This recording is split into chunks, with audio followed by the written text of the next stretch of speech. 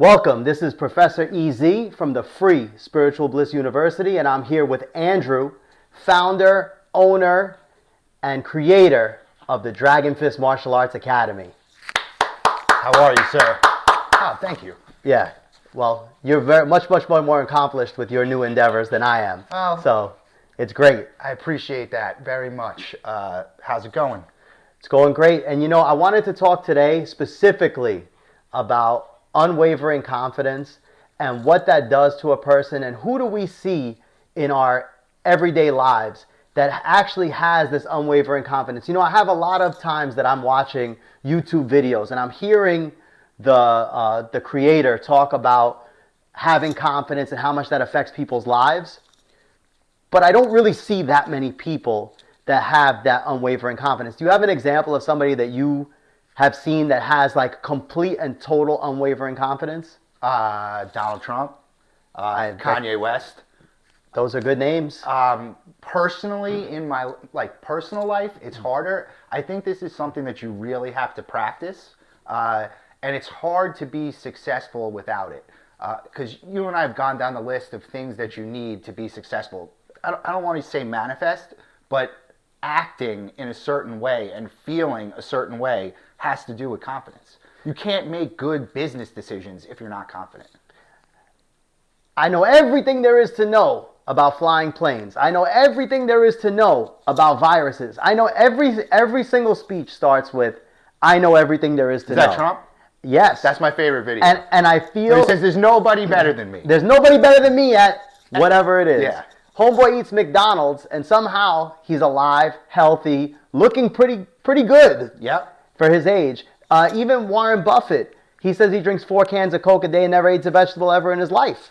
So these are uber wealthy people who have access to the best information, who are healthy. One of them is like 90 years old, right? Like Warren Buffett's like 90 years old, right? Trump's no spring chicken. Yeah, and they're living these great lives with a lot of money and a lot of everything, and they're eating crappy food. How does that work? What do you think about that? I think that it's all mental. So if you're always telling yourself like a Kanye or a Trump that I'm the best, or even remember when Rose Namajunas won the belt and she was like telling herself before, I'm the best, I'm the best. I love that. Love that. And there's something about believing that and then acting because you believe it, you act a different way. So you act like you deserve to succeed. So you can't fake it. Like I've had negative people in my life and I tell them, I can't have this. I can't have the negativity. Like, I need to fully believe in myself, so I can't have you casting little doubt. And I think the real expert way to do it is when that doubt doesn't even affect you, right? Because how many people hate Trump or Kanye and it doesn't even faze them? That was going to be my next question. My next question to you was, if that outward perception can really affect you if you have the unwavering confidence.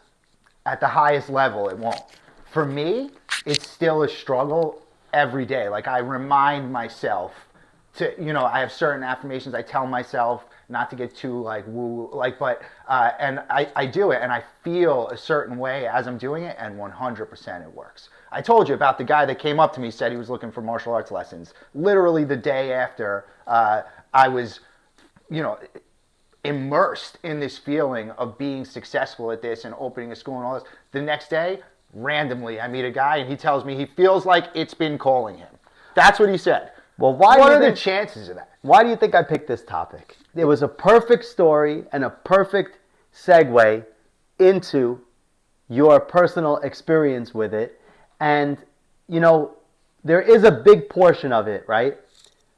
Tell them what shirt you were wearing when this happened. I was wearing the shirt for Dragon Fist Martial Arts with the logo. So I was wearing... So if you didn't have the unwavering confidence as a martial arts teacher, not just a martial artist, but a martial arts teacher, would you have even made the sweatshirt? Or would you, forget about making it, would you have even been wearing it? Would you have been wearing something related to martial arts that maybe would have sparked that conversation? Probably not. Probably not, right? So is it really that far-fetched that having the unwavering confidence will affect your life positively? Yes, but it's not just by chance. Like there's no way this guy, there's something cosmic about it. It's weird to say that, but there's no way this guy could have said, like, this has been calling me.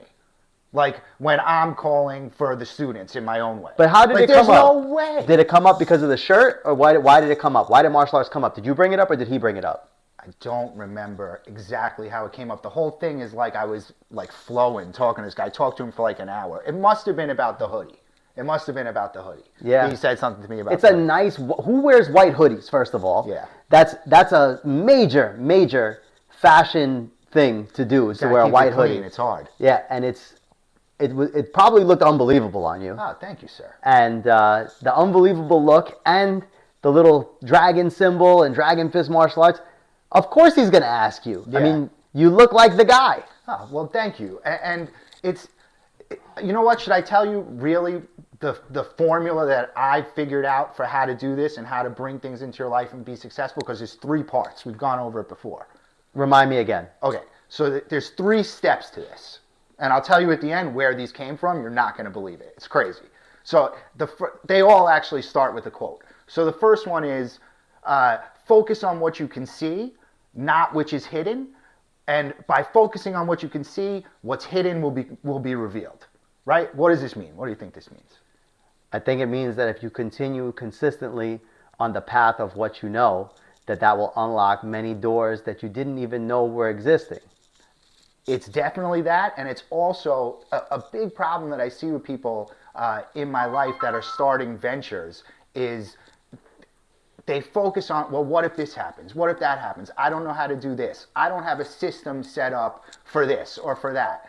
And it means not to focus on those specific things that you don't know and just do what you know. If you're a photographer, just take pictures. And the rest will start to become known. But if you focus on the stuff that you don't know, you're never taking the pictures.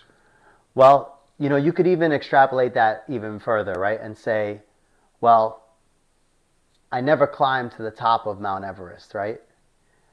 But I'm a photographer. And you keep photographing and photographing and photographing.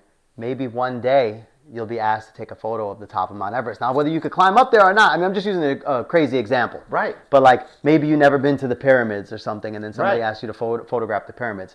It's the door that you don't even see that you're going through. Yes. And not worrying about all the logistics of how am I going to make this business all the way to Fortune 500? Like, you're never going to figure out all those steps.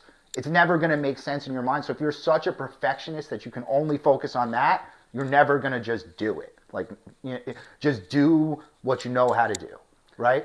So that's the first one. Well, if you're searching for the door or searching for a way through the door, right, then the chances are that you're not ready to go through that door yet. And, people, it's just the world we live in. People look at successful people, and I'm not talking about money. I'm talking about people who are good at things. People look at successful people in a different way than they look at people that they perceive as unsuccessful. And yes, I know I'm using words here to describe feelings, and everybody's definition or internalization of those words is a little bit different. But I'm saying if you're the best carpenter, if you're the best snow shoveler, if you're the best anything, it doesn't matter what it is, and you continue to do that, then the doors to do other things will open, as opposed to looking for the door to go through to do those other things when you don't have anything to show or anything to offer or anything that you're successful at that boosts you up, that makes you somebody to somebody, if that makes sense. That's right. Spend your important time to somebody doing things that you know how to do. Don't worry about the things that you don't know. That's the first. So that'll keep you focused and moving in a good direction forward. The second one is, and it'll have another quote, which is, whoever has something in their hand will continue to get more. Whoever has nothing in their hand will be deprived of even the little bit that they have. Now, this one was hard for me when I first heard it, because I was like, wait, what is that? What do you think? What do you think about that? That appears twice in the Bible. Did I just reveal more it? Complicated, but that one is in the Bible. Matthew is where that is, and I think Leviticus, I think it's in as well. That is a Bible quote, but it doesn't mean it's not true. It's Right. true. And what does it mean? It means, you want to tell them? Or You want my interpretation or yours? I mean, whatever you have, if you it's not about what you have, it's about appreciating what you have. And then if you appreciate what you have, you'll get more. But you could have everything, and if you feel like you have nothing, then what little you feel you have will be gone. That's absolutely right. So if you appreciate and you say, oh, wow, I'm so lucky I have this, you will attract or you will continue to receive more. And if you're the type of person that no matter what you have, you're like, wow, everything goes wrong for me, or I don't appreciate anything, then that's the person with nothing in their hand. It doesn't mean literally someone in poverty, because someone in poverty with nothing can appreciate what they have more than the person that has a lot, and you know, that will be the person that gets deprived of everything. So it's about appreciation and realizing what you have and gratitude. So the first two steps, right? Focus on what's in front of you, focus on what you know how to do, and have gratitude for what you have. Feel good about what you have. Focus on your task. It's all about discarding negativity and focusing on positivity, right? And then you want the third one? What's the third one? The third final one, there's not one quote, there's several quotes, but that are used on this one, but basically it's when the two become one, you can do anything, right? When the two become one, you can say to a mountain, move, and it'll move. And there's a lot of these, and you know what the two are that have to become the one? Mind and spirit? Yeah, it's your heart and your mind, right. So once you can connect, and you do these through the first two steps. So if you do step one and step two correctly, you'll be thinking correctly, you'll be feeling correctly, because you'll be focused on your goal, because you'll have the gratitude, and just make sure you take this to an uber level like Trump and I'm not saying to be obnoxious, you don't even have to let anybody know you're doing it, but your own internal feelings and belief in yourself should be unwavering. Focused on your goal, appreciative of what you have, really good feeling and belief in yourself. This will make you make better decisions, attract better things, and just instantly, I promise, if you do these things correctly, and it's hard, you'll feel it when you're in that state. You'll feel the vibration of how good you feel, knowing you're going to achieve your goals. You know it with all of your being. And this is how you actually manifest or attract something, and it works. Well, I just want to take this to a little Spiritual Bliss University lesson. Sure. And just say that the greatest gift is giving. And what can you give? What is the best thing you can give? The best thing that you could give, because everything you're talking about right now is, what about me and me? I'm appreciative. I'm this, I'm that. But really, what is the purpose of all that? Trump was rich way before he ran for president. And whether you believe it or not, yes, there's some personal gain to it. But you can't be an elected political official and only care about yourself, because there's a whole country depending on you. And I don't know that there's such a big macro effect that he could ruin the whole country, but he could definitely mess things up. I mean, he could definitely make things way worse. So I know that unwavering confidence, that specifically any president, even Barack Obama had that unwavering confidence as well. Anybody that has that unwavering confidence has some care for the greater good, and they want to be their best self, not for themselves. And yes, the money is nice, but what does money really get you? It just gets you nice toys. Yeah. Really, they do it for the legacy. And legacy is important because legacy impacts other people. You don't have a legacy if you impacted nobody in your life. That's right. So when you're going and you're manifesting this, or whatever you want to call it, I don't like that word. I don't like that word whatever you want to call it. When you're out there and you're becoming your best self, why are you becoming your best self? Is it just for money? Or is it because the money makes you the best person that you can be for the rest of the world? It should not be for money. The money's going to be a side.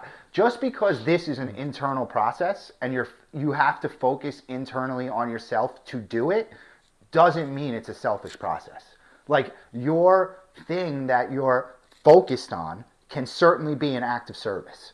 It doesn't, whatever your passion is, right? Like for me, if it's martial arts, right? Like, I also feel as though I'm giving back, especially I teach a student like your son, right? Like, I feel a great gift in giving him something, right? So it doesn't have to be, so I can have the confidence in myself and also want to give back through service. And you don't have to.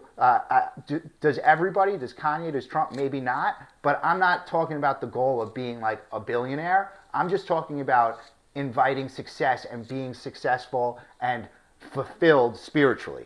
So I do think that your goal, whatever you're focused on, shouldn't just be money. So it should be some type of actual passion project, which usually will have other beneficiaries in society. Right? So Society will benefit. Check this out.